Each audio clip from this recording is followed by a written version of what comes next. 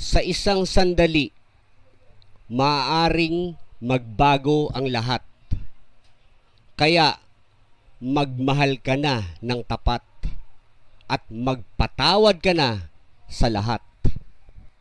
Kung gusto mong maging payapa ang buhay mo, iwasan mo ang mga negatibong tao.